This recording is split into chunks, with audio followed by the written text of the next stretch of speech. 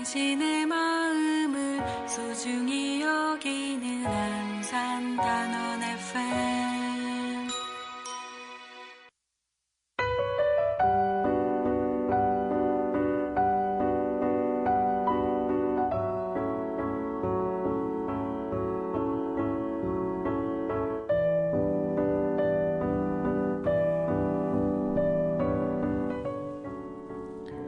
나는 도대체 왜 노동을 하는가?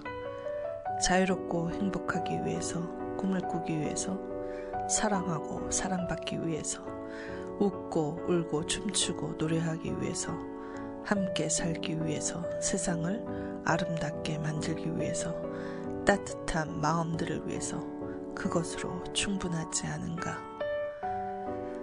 나는 매일 각종 미디어에서 쏟아져 나오는 프로그램과 광고 등을 보면서 가짜 행복과 거짓 희망을 강요당한다는 느낌을 받는다. 우리는 과연 진짜 행복과 진실한 희망을 간절하게 염원하고 있는 것일까?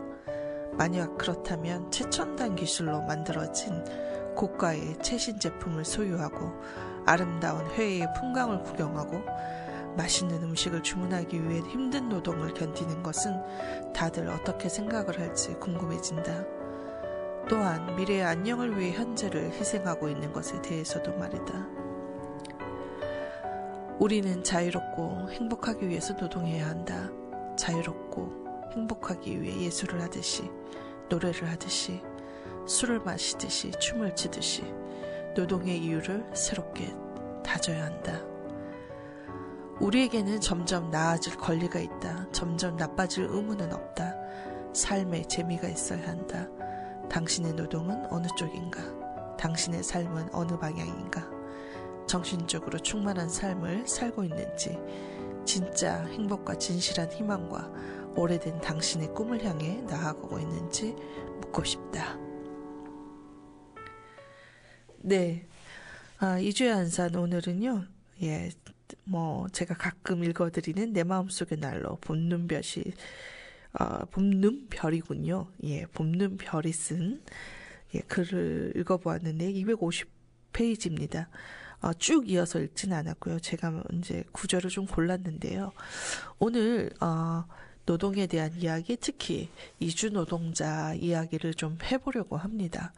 제가 요즘 노동대학을 다니고 있는데요. 노동에 대한 이런저런 이야기를 들으면서 강사들이 전해주는 이론적 뒷받침, 그리고 또 그 근거들, 그리고 노동의 현실들을 알아가면서 저 또한 새로운 것들을 좀 배우고 있습니다. 그런데 제가 오랫동안 함께 해온 이주 노동자의 현실, 제가 우리 안의 인종주의에서도 썼지만 참 오래되었습니다.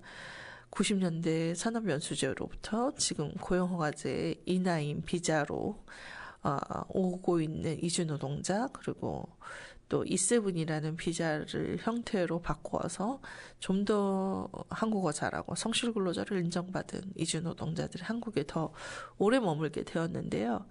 참 이주노동자들이 그 20대, 30대 그렇게 젊은 시절에 한국에 와서 일하면서 과연 이들은 노동으로 인해서 행복했는가, 그리고 자기의 삶은 나아졌는가, 이런 생각들을 늘 합니다. 물론 그 중에는 본국으로 돌아가서 행복하게 산다는 게 뭔지 모르겠지만 자기가 원했던 그런 일들을 하기도 하고 사업들을 하기도 하고 그러는 모양인데요. 저는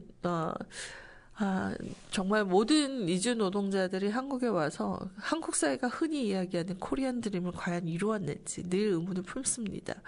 제 주변에서 일어나는 여러 일들로 인해서 그런데요. 오늘도 그 일들 중에 가장 가슴 아픈 두 가지 일을 좀 여러분들과 함께 나눠보려고 합니다. 나누기 전에 나와 내 이웃에게 허혜경의 노래를 듣고 와서 본격적으로 이야기해 보겠습니다.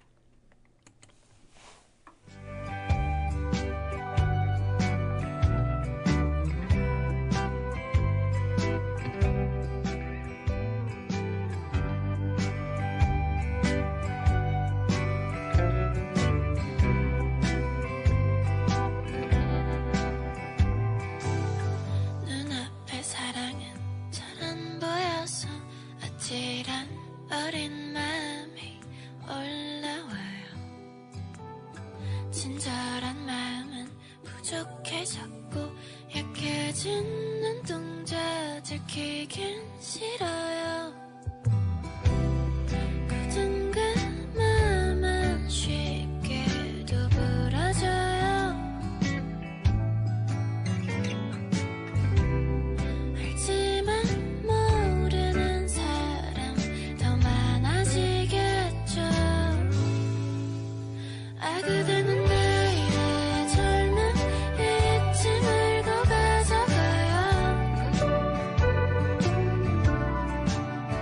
아 그대는 오늘의 선택을 미워하지 말고요. 아 그대는 내일의 젊음 잊지 말고 가져가요.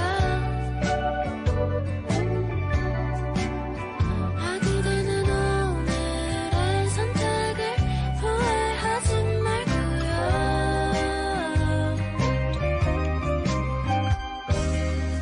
눈앞에 사랑이 잘 안 보여서 앙상한 마른 마음이 된 건가요? 알았던 사람들 때론 그리고요. 약한 내 모습도 나쁘진 않아요.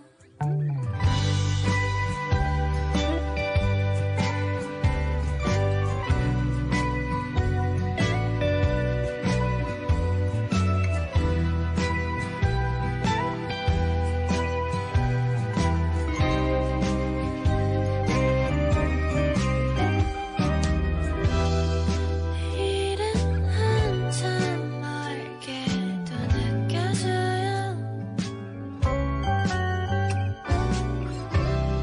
언젠가 더 버린 살 같은 나 있겠죠. 아 그대는 내일의 젊음 잊지 말고 가져가요. 아 그대는 오늘의 선택을 미워하지 말고요. 아 그대는 내일의 젊음 잊지 말고 가져가요. 아 그대는 오늘의 선택을 후회하지 말고요.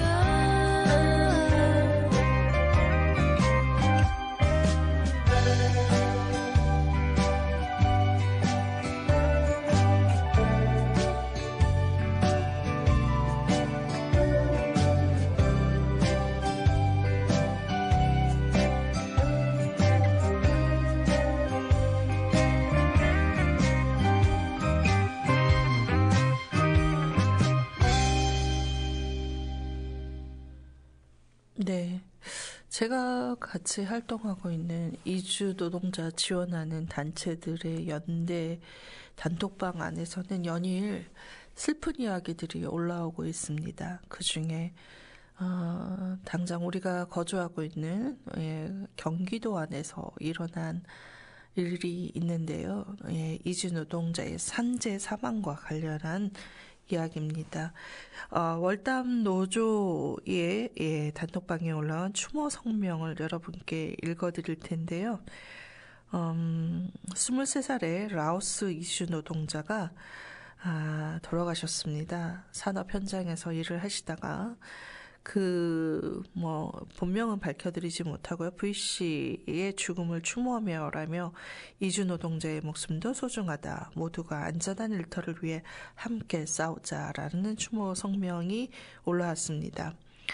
그래서 여러분과 함께 이주 노동자의 죽음에 관해서 오늘 이야기하면서 요 성명을 읽어드리고 또 다른 이야기가 하나 있거든요. 또 그 이야기도 공유하도록 하겠습니다. 오늘 이주의 안산에서 읽어드릴 추모의 성명 첫 번째는 아리슬 참사의 아픔이 다시 떠오른다. 지난 5일 경기 화성 싱크대 제조공장 M프라임에서 23살 라오스 이주 노동자 V씨가 합판 더미에 깔려 숨졌다. 지금 V씨는 빈소도 마련되지 않은 채로 화성 유일병원 영안실에 누워있다. 엠프라임은 주방에 들어가는 싱크대와 합판을 만드는 공장으로 V씨는 일한 지 1년 정도 되었다고 한다. 언론은 공장 내부에 세워둔 장당 무게 15kg 가량, 높이 2.4m, 폭 1.2m의 나무 합판 13장, 총 195kg이 V씨를 덮치면서 발생했다고 보도했다. V씨는 동료 노동자가 합판을 빼내는 과정에서 합판이 무너지지 않도록 손으로 합판을 지탱했다고 한다. 그 무거운 합판 더미를 손으로 지탱하다니 말이 되는가. 명백한 산업안전보건법 위반이라고밖에 볼 수 없다. 중량물을 취급하려면 사전에 작업계획서가 있어야 하고 그 작업계획서에는 작업 순서, 작업 방법, 위험요소, 예방대책이 포함되어야 한다. 물품의 무게와 무게 중심에 대한 안내 표지가 있어야 하고 작업 지휘자도 있어야 한다. 중대재해처벌법 위반 혐의도 분명하다. 사업주 또는 경영 책임자 등은 재해 예방을 위하여 필요한 안전, 보건에 관한 인력, 시설 및 장비를 구비하는 데 필요한 예산을 편성하고 용도에 맞게 써야 한다. 경기 이주 평등연대가 만난 엠프라임의 팀장은 그렇게 이래서는 안 되는 일이었고 빨리 작업을 하려다 사고가 났다라고 대답했다. V씨가 작업을 빨리 했어야만 했던 이유가 무엇이겠는가? 위험의 유주화라는 말처럼 이주 노동자들은 한국 사회에서 가장 힘들고 위험한 일을 떠맡고 있다. 수많은 소규모 사업체에서 아무런 안전교육도 받지 못하고 안전장비도 없이 그야말로 무방비 상태로 일하고 있다. 빨리빨리. 말이 상징하는 자본의 속도를 위해 맨몸으로 불구덩이에 뛰어들고 있다. 정부는 미숙년 이주 노동자를 안전대책이 없는 소규모 사업체에 마구잡이를 투입하면서 산재 예방과 관리 감독은 하지 않고 있다. 사업장 이동의 자유를 막아놓고 사업주의 임금 체불은 수수방관하고 있다. 이러한 자본과 정부의 억압이 수많은 이주 노동자의 목숨을 매일 위협하고 있다. 머나먼 땅에서 꿈꿀 수 있는 시간도 많이 갖지 못하고 너무도 안타깝게 목숨을 잃은 V씨를 추모한다. 그의 서러운 죽음을 잊지 않을 것이다. 철저한 조사, 엄중한 처벌, 재발 방지 대책 마련을 위해 모든 힘을 쏟을 것이다. 이주 노동자도 안전하게 일할 수 있는 세상을 위해 싸울 것이다. 2024년 11월 11일 경기 이주 평등연대. 네. 사람들은 빼빼로데이니, 그렇게 얘기하면서, 즐기고 있을 그 날에 사실 이러한 추모 성명이 발표되었다는 건 너무나 슬픈 일인 것 같습니다. 경기 이주평등연대에는 노동당 경기도당, 다산인권센터, 민주노총 경기도본부, 민주노총, 수원용인 오산 화성지부, 민주사회를 위한 변호사 모임, 사단법인 공간직업환경의학센터, 이주노동법률지원센터, 소금꽃나무, 수원이주민센터, 반월시화공단 노동조합, 월담, 한국노동안전보건연구소, 화성노동안전 네트워크가 함께하고 있습니다. 이 추모 성명을 보면서 사실 제가 쓰고 있는 온라인상의 타임라인에서는 이런 이야기들이 심심치 않게 들리고 있죠. 그래서 저에게는 이주 노동자의 죽음을 이렇게 일상적으로 자주 접한다는 것이 너무 견딜 수 없는 일인 것 같습니다. 사실 사람의 목숨이 이렇게 쉽게 사라져서는 안 되는 건데 왜 우리 산업 현장은 이렇게 사람의 목숨을 앗아가면서 경제 성장을 도모하고 있는 것일까요? 저는 그 부분이 제가 살아온 삶에서 참 이렇게 용납하기가 어려운 일인 것 같습니다. 물론 이주 노동자들만이 겪고 있는 일은 결코 아니죠. 모두가 알다시피 한국 사회 안에서 가장 열악한 위치에 있는 노동자들, 특성화고등학교 졸업자라든지 비정규직이라든지 또 이주 노동자라든지 여성이라든지 이런 분들이 더 이렇게 위험한 일에 노출되고 또 쉽게 목숨을 잃을 수밖에 없는 산업 현장 안에서의 안전이 제대로 뭔가 보장되지 않는다는 그것이 정말 견딜 수 없는 일인 것 같아요.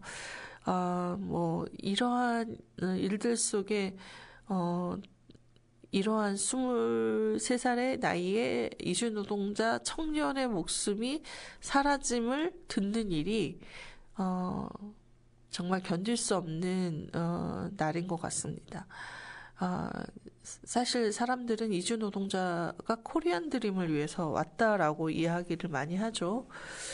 코리안 드림을 정말 이루고 사는 걸까요? 저는 제가 이제 아무래도 이주 노동자가 피해당했을 때 지원하는 기관들과 관계를 오래 맺고 있다 보니까 주변에 온통 한국인 사업주로부터 피해를 당하거나 임금 체불이 되거나 제대로 된 기숙사가 아니어서 고통을 당하거나 이렇게 정말 피해 사례들만을 접하다 보니 저도 부정적 감정이 계속 드는 것은 어쩔 수 없지만 실제 그 이주 노동자가 현장에 배치되는 그래서 사업장에 배치되는 현실은 되게 복불복이라는 사실이 더 안타까운 것 같습니다. 그러니까 노동자에게는 작업장을 그러니까 사업장을 선택할 자유가 없는 것이죠.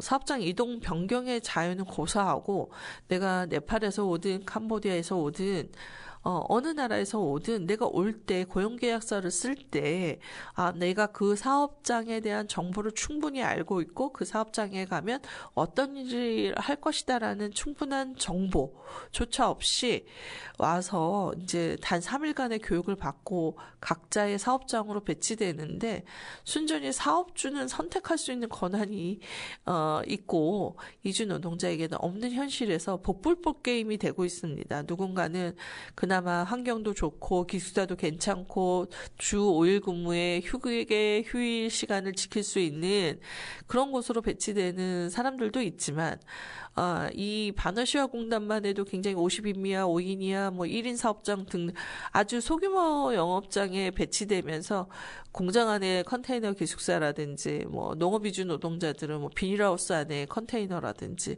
어업 노동자들은 바지선 위에 기숙사라든지 무인도 섬에 기숙사라든지 말도 안 되는 곳에서 먹고 자고 일하고 노동하면서 학대까지 당하는 경우도 있고 임금체불은 다반사로 일어나기도 있어서 참 이렇게 해야 하는가. 우리가 한국 사회의 경제를 움직이는 그 밑바닥에 가장 하층에서 일하고 있는 이주 노동자들의 처지가 이래서야 되겠는가라는 생각을 하는데 거기에서 목숨까지 정말 걸고 일해야 할 만큼 열악한 곳에서 일해야 하는가라는 생각이 늘 안타깝게 여겨지고 있습니다.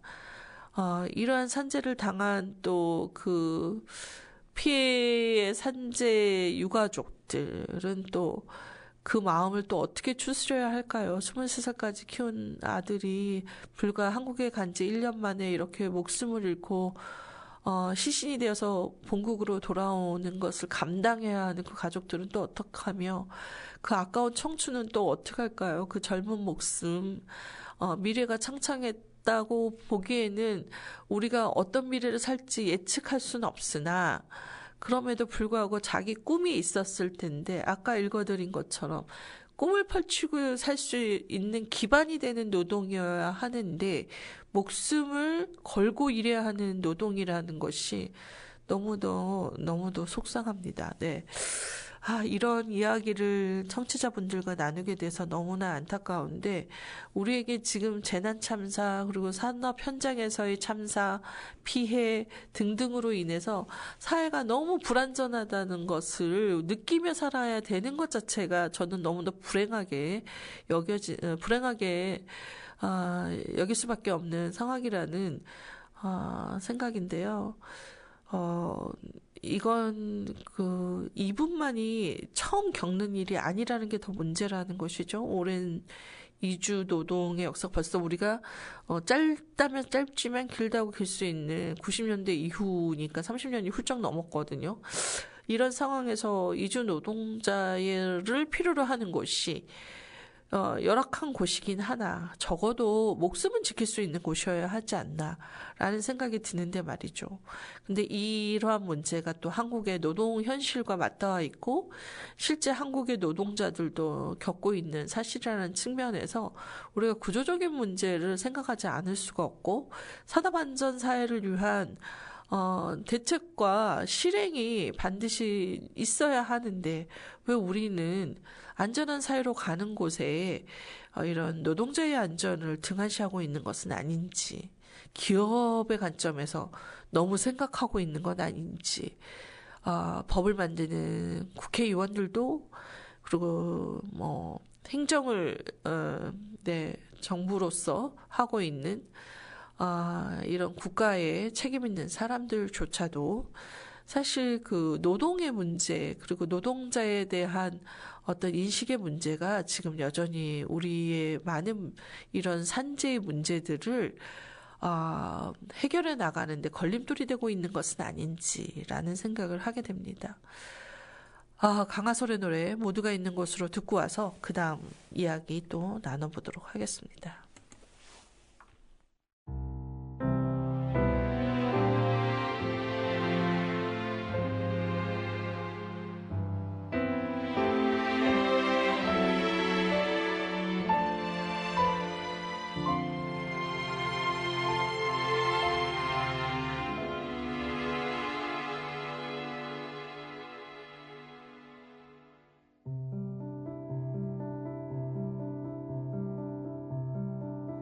긴 여행이 될 거라 너에게 말하고 나는 떠났지. 아무도 없는 곳으로,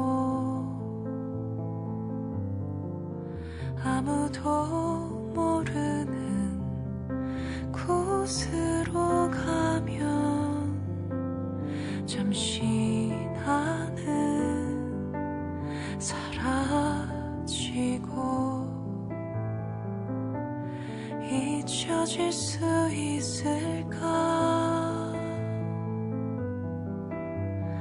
얼룩진 눈 위로 이 눈이 쌓이면 다시 하얀 마음을 가질 수 있을까.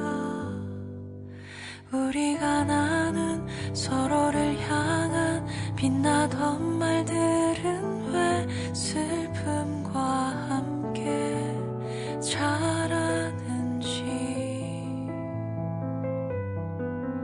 이별을 앞세워 걸어가는 모든 것에 자꾸만 눈물이 흐르네.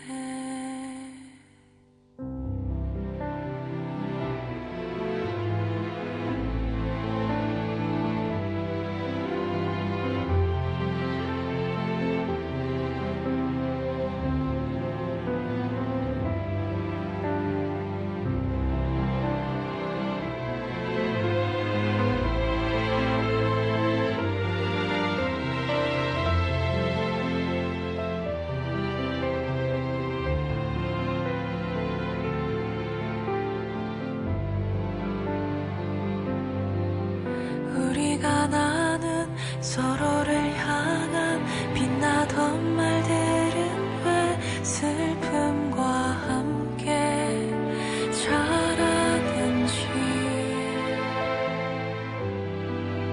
이별을 앞세워 걸어가는 모든 것에 자꾸만 보고 싶은지. 함께 했었던 그 시간들이 홀로 걷는 나를 따라와 안아주었지. 허무했던 외로웠던 그 마음 위로 자꾸만 흰 눈이 내리네. 발길을 돌려 걸어가네. 내가 있을 곳으로, 모두가 있는 곳으로.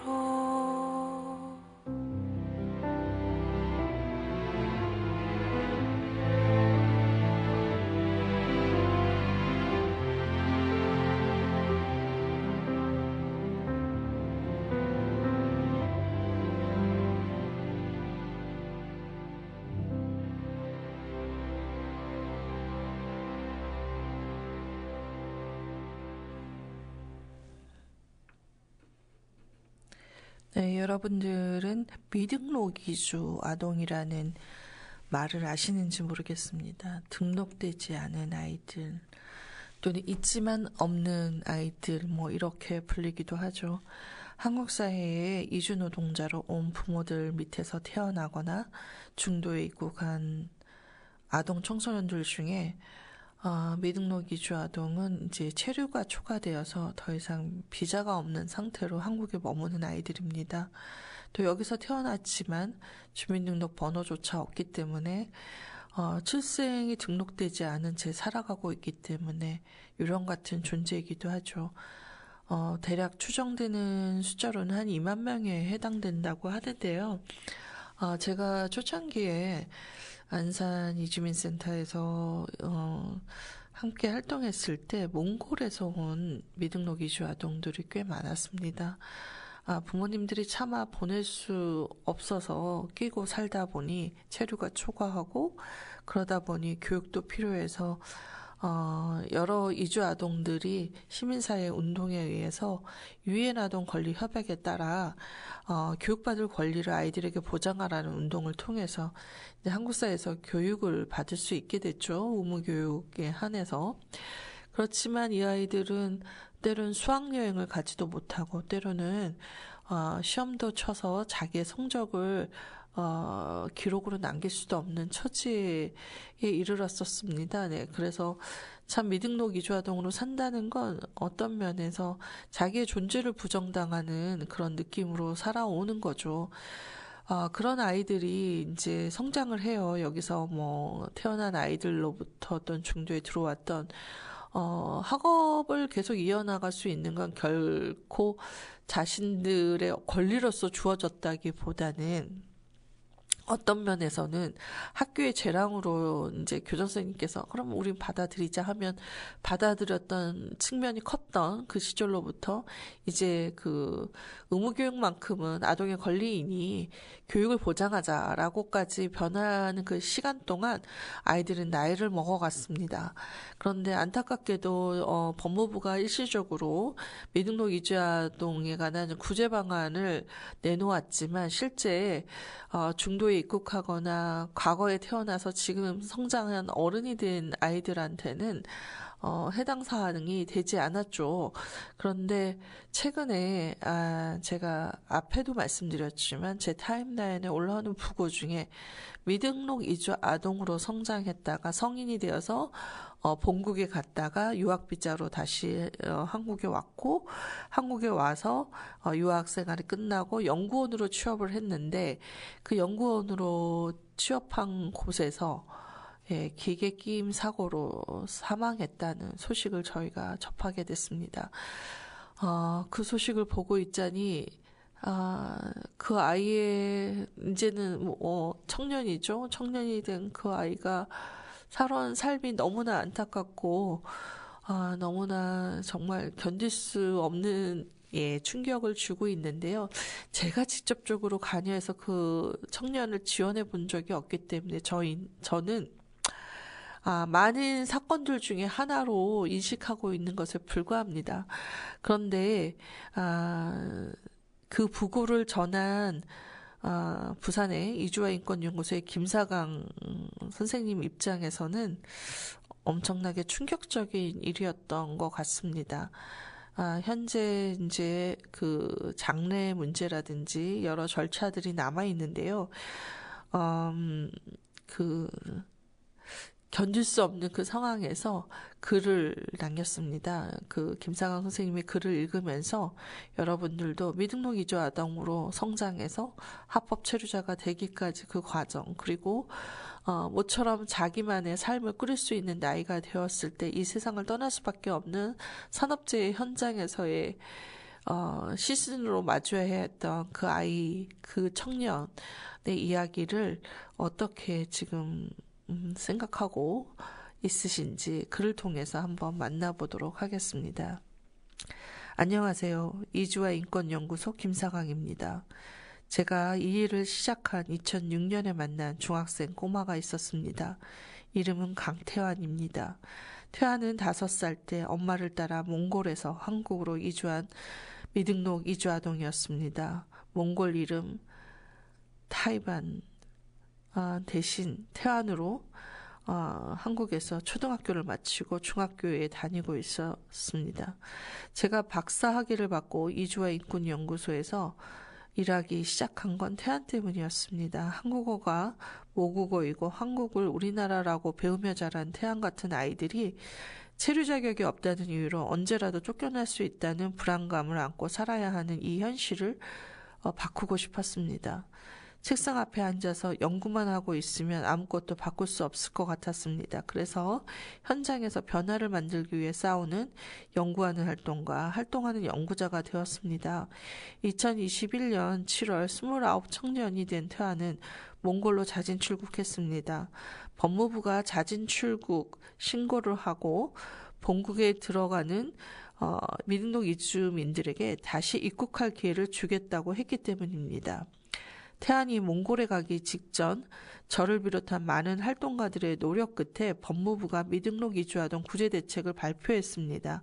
국내에서 태어나 15년 이상 체류한 미등록 이주아동에게 체류 자격을 주겠다는 내용이었습니다. 하지만 태안은 국내 출생이 아니라 대상이 되지 못했습니다. 다시 돌아올 수 있을지 불안해하며 태안은 몽골로 떠났습니다. 지난한 과정을 거쳐 태안은 2022년 3월 다시 한국으로 돌아왔습니다. 하지만 단기 체류 비자를 받고 들어왔기 때문에 어서 빨리 안정적인 체류 자격으로 변경해야 했습니다. 태안이 몽골에 있는 동안 저희는 법무부에 구제대책의 대상 요건을 완화해달라고 요구했고 결국 구제대책은 국내에서 태어나지 않은 이주 아동들에게도 체류 자격을 부여하는 것으로 바뀌었습니다. 경기도에 있는 한 대학의 전자공학과에 입학 허가를 받은 상태였던 태안도 구제대책을 신청했고 마침내 유학 D-2 체류 자격을 받게 되었습니다. 한국에 온 지 25년 만에 처음으로 외국인 등록증을 받고 기뻐하던 태안의 모습이 선합니다. 우수한 성적으로 대학을 졸업한 태안은 올해 3월 전북 김제에 있는 전기 특장차 회사의 연구원으로 취직했습니다. 전북 김제로 간 이유는 법무부가 지역 특화형 비자 사업이라는 인구 소멸 지역에서 취업하는 외국인에게 거주 F-2 체류 자격을 부여하는 사업을 시행하고 있기 때문이었습니다. 태안은 6월 말에 체류 자격 거주 F-2가 찍힌 외국인 등록증을 받았습니다. 외국인 등록증을 사진으로 찍어 저에게 보내며 태안은 김제로 놀러 오면 한우를 사주겠다고 했습니다. 올 한 해 동안 저는 태안을 만나러 3번 김제에 갔습니다. 마지막으로 만난 게 10월 19일이었습니다. 법무부 구제대책의 종료를 앞두고 구제대책의 지속을 요구하기 위한 캠페인을 준비하는 중이었는데 그 캠페인에 태안의 인터뷰 영상을 넣고 싶어 만난 것이었습니다. 태안의 인터뷰를 찍으며 우리는 정말 즐거웠습니다. 카메라 앞에서 긴장하는 태안을 제가 놀리면 태안은 멋쩍은 미소를 지었습니다. 태안이 체류 자격을 받기까지의 과정을 헷갈리면 제가 옆에서 고쳐주기도 했습니다. 그날 우리는 정말 많이 웃었습니다. 인터뷰가 끝나고 우리는 드디어 한우를 먹으러 갔습니다. 그리고 태안의 일에 대해 이야기했습니다. 태안은 특수 차량의 자율주행 협업 제어 플랫폼을 개발하고 있다고 했습니다.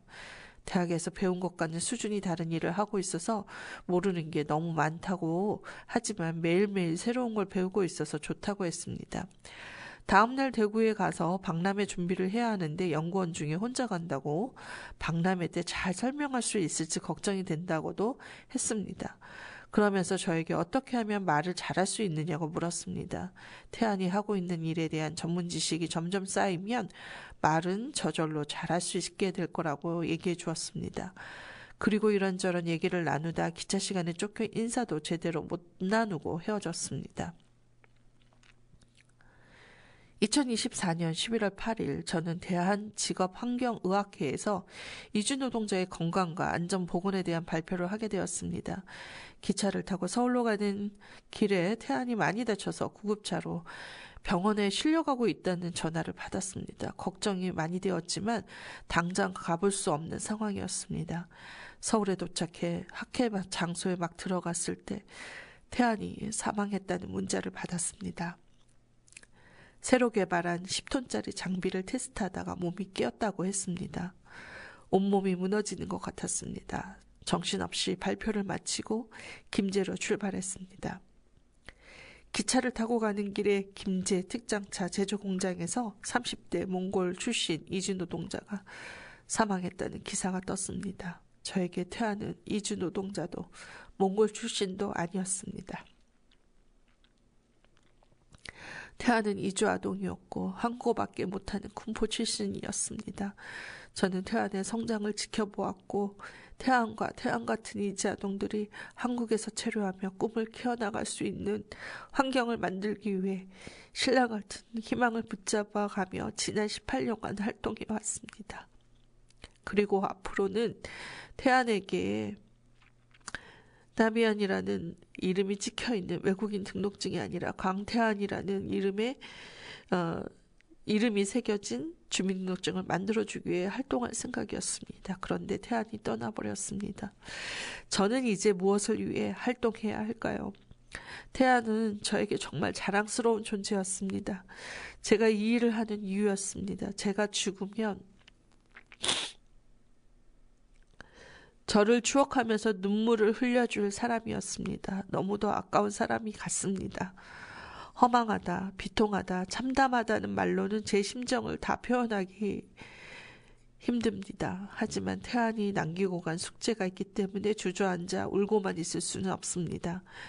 태안이 당한 사고가 철저히 조사되고 진상이 밝혀지고 책임자가 처벌받고 다시는 이런 억울한 죽음이 나오지 않도록 하기 위해 끝까지 싸우겠습니다.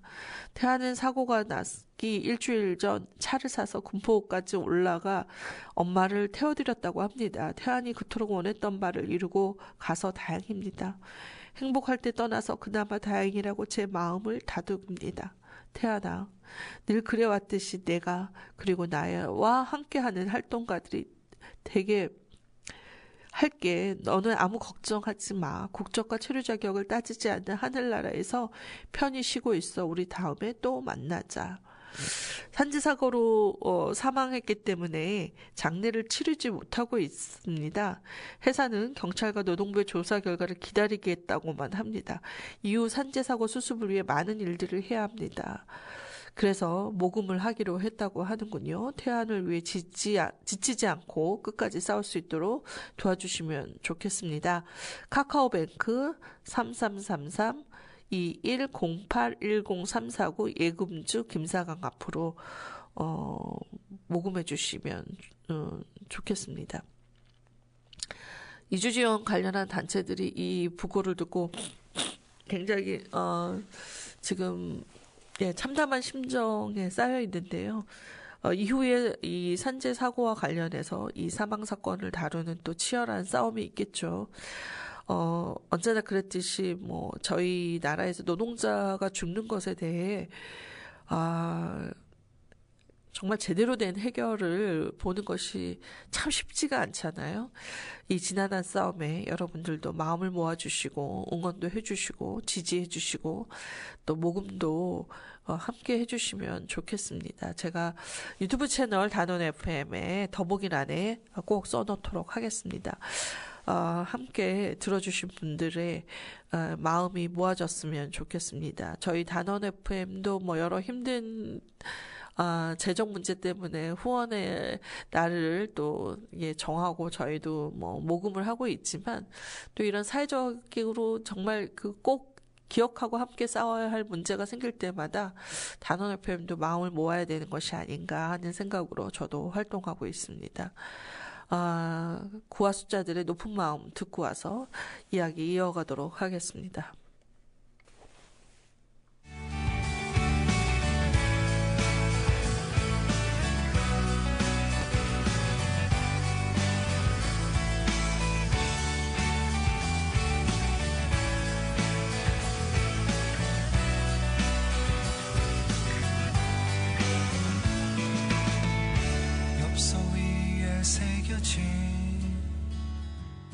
예쁜 그림 같은 그럴듯한 그 하루 속에 정말 행복이 있었는지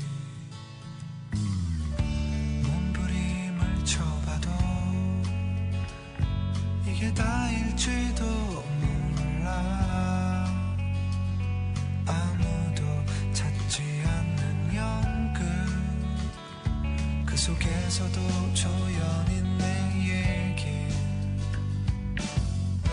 그래도 조금은 나 특별하고 싶은데 지금 그대와 같이 아름다운 사람 앞에서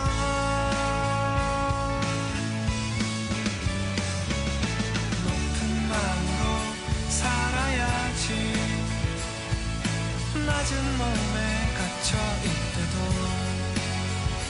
평범함에 짓눌린 일상이 사실은 나의 일생이라면 밝은 눈으로 알아볼게 어둠이 더 짙어질수록 인정할 수 없는 모든 게 사실은 세상의 이치라면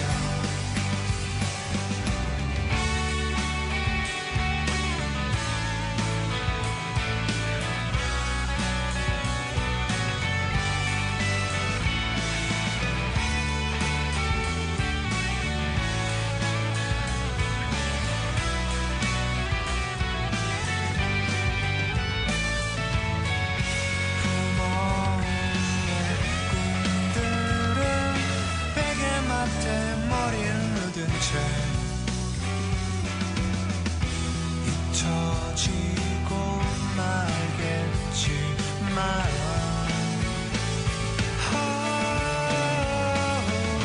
높은 땅으로 살아야지 낮은 몸에 갇혀 있대도 평범함에 짓눌린 일상이 사실은 나의 일생이라면 발짝 두비를 열어둘게 침묵이 더 깊어질수록 대답할 수 없는 모든 게 아직은 너의 비밀이라면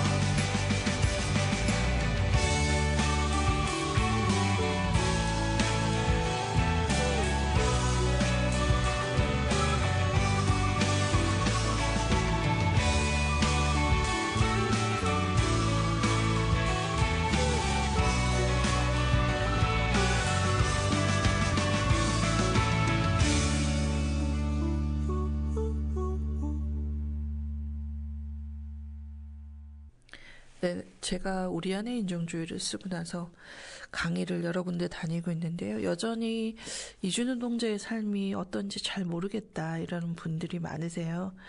네, 그렇죠. 뭐 이웃으로 쉽게 만날 수 없는 지역에 또는 자기 거주 환경에 놓여 있는 한국인들에게 이주노동자는 먼 곳에 있는 사람들 같을 것입니다. 그런데 이주 노동자들이 나의 이웃으로 여겨지지 않는 사회에서 우리는 어쩌면 그렇게 쉽게 상호문화 도시, 다문화 사회 뭐 이런 얘기들을 할까요? 그리고 이주 노동자의 삶이 한국에서 어떤지 관심도 없으면서 살아갈 수 있다라는 건 이주 노동자가 아직 우리 사회의 구성원으로 받아들여지고 있지 않다는 의미겠죠? 그럼에도 불구하고 우리가 지금 뭐 이민청을 만든다. 뭐 이런 얘기들을 하고 있습니다.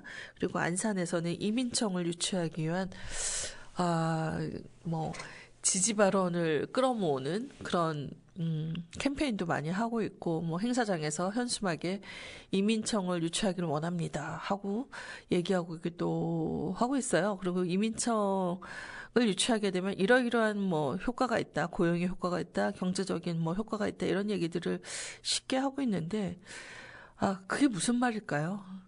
한국 사회에 이주민이 들어온다는 거, 이주 노동자 또는 결혼 이민자, 난민. 근데 이들의 권리가 제대로 보장되지 않는 사회에서 이민청이라는 국가기관의 확장을, 그리고 그것의 새로운 등장, 그리고 그것을 시설로만 바라보는 이 시각이 과연 정당함을 얻을 수 있을까요? 저는 정말 의문스럽습니다. 난민 인정률이 세계에서도 정말 낮거든요. 전체 난민 신청자 중에 3%밖에 되지 않는 나라. 그리고 일상적으로 산재가 자주 빈번하게 발생하고 이주 노동자들의 목숨이 사라지는 이 현실. 그리고 이주 노동자가 체류를 초과했다는 이유로 불법 체류자라고 부르면서 과잉 진압하고 과잉 단속을 통해서 또 다리나 팔, 머리 등등의 부상을 입게 하거나 아니면 피하다가 도망치다가 사망에 이르게 하는 사건들이 일어나고 있는 이 나라에서 이민청의 존재는 무엇을 위해 존재하는 걸까요? 여러분들, 안산에 사는 시민 여러분들, 이민청이 있으면 여러분들의 삶에 무엇이 나아집니까? 우리의 삶이라는 것은 함께 살아가는 사람들의 관계 속에서 만들어지는 것일 텐데 우리나라의 경제 발전, 안산의 경제 발전 기여에 이주 노동자들 기여하는 게 많습니다. 공단에 이주 노동자가 없다면 과연 사업들은 유지될 수 있을까요?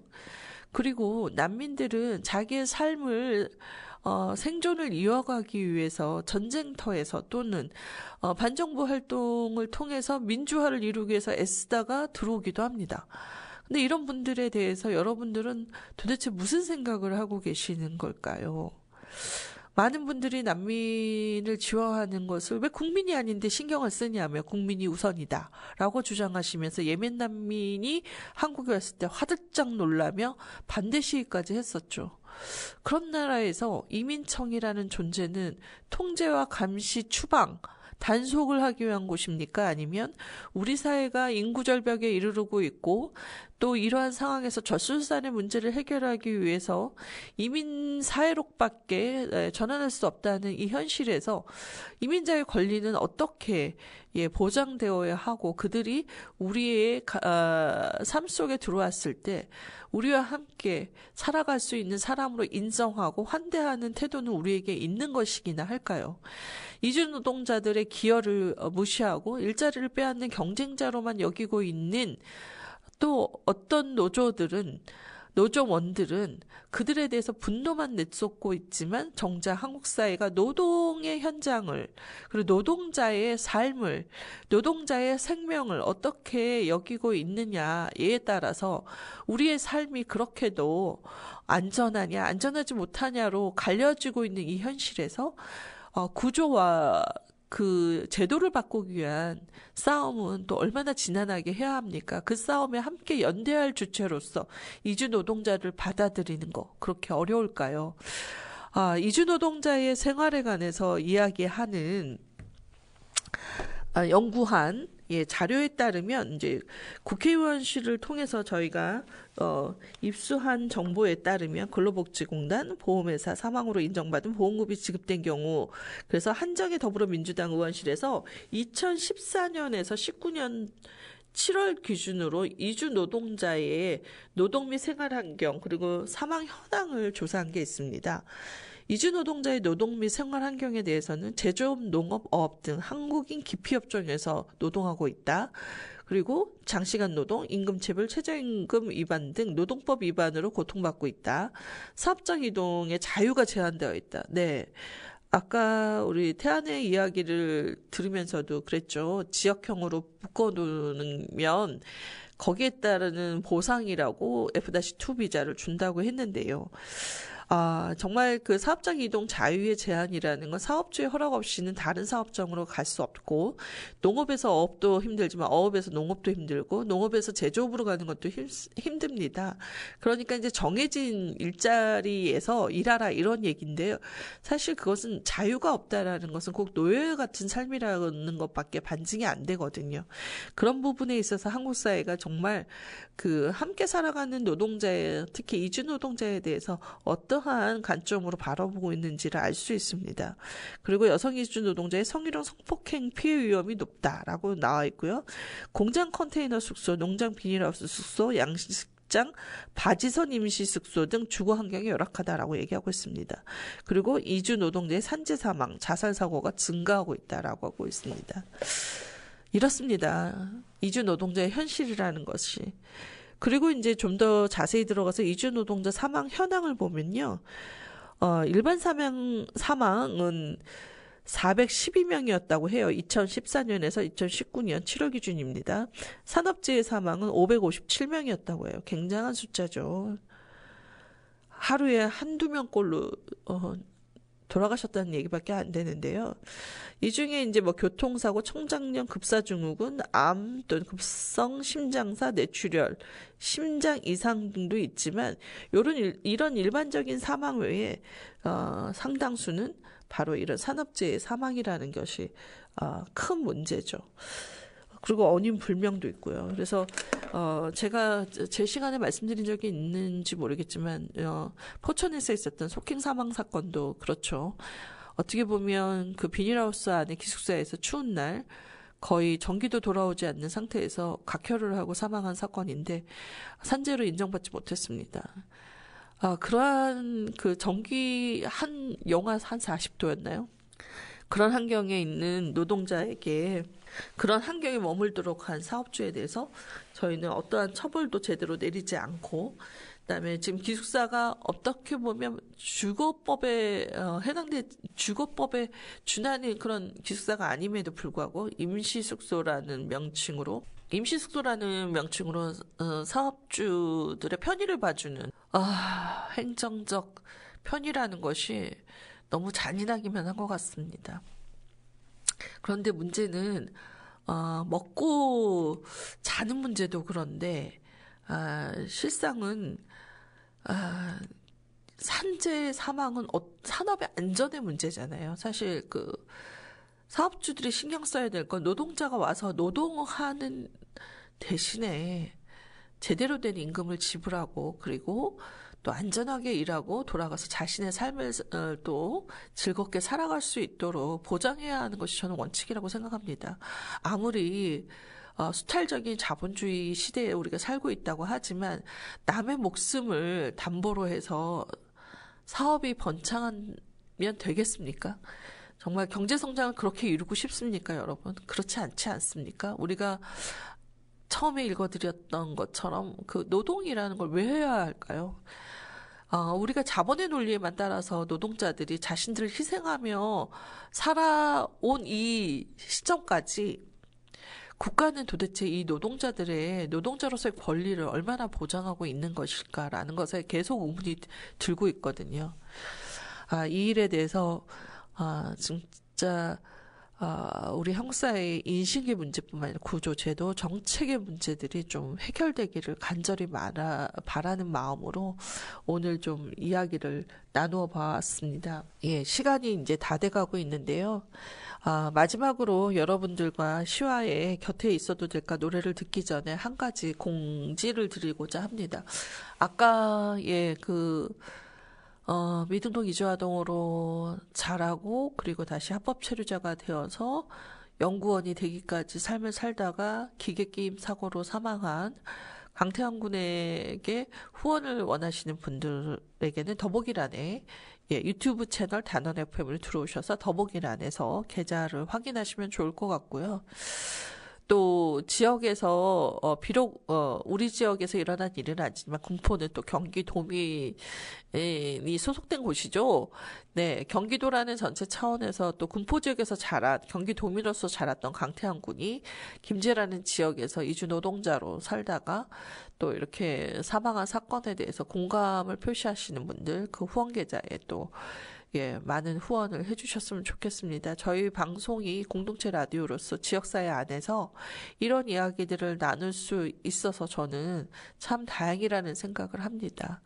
여러분들의 지지와 응원 속에서 공동체 라디오가 유지되고 이주의 안산이 숨겨진 이야기, 가려진 이야기, 은폐된 이야기들을 드러낼 수 있는 작은 목소리에 귀를 기울이는 그런 방송이 되기를 희망해 봅니다.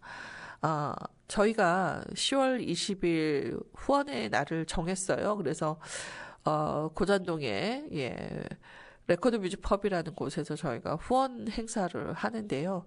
함께 하시고 싶은 분들, 저희 단체로 문의 주시면 좋을 것 같고요.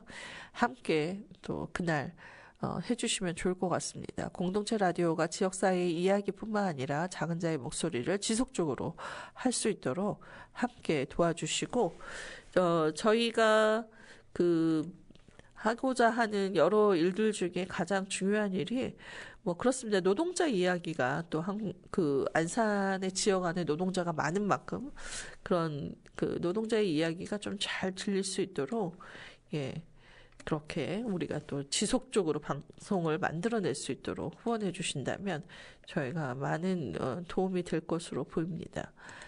네. 시와의 곁에 있어도 될까 들으면서 이만 마칠까 합니다. 단원 FM 88.7MHz 이주의 안산 정혜실이었습니다. 감사합니다. 등을 가만히 쓸어줄게 내 사랑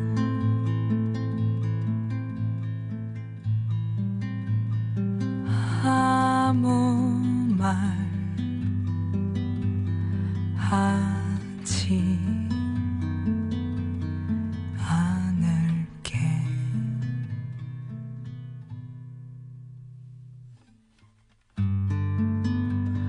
등을 기대고 있어도 돼 내 사랑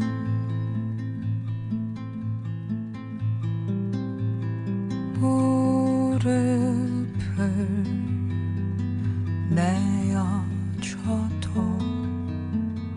괜찮을까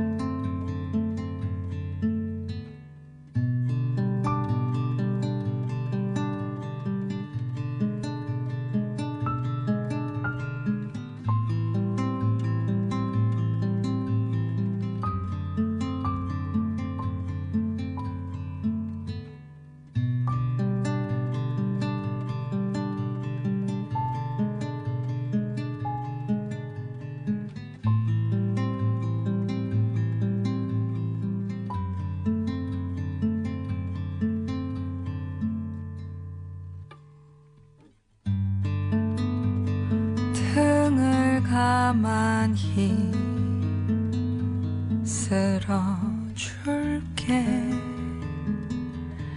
내 사랑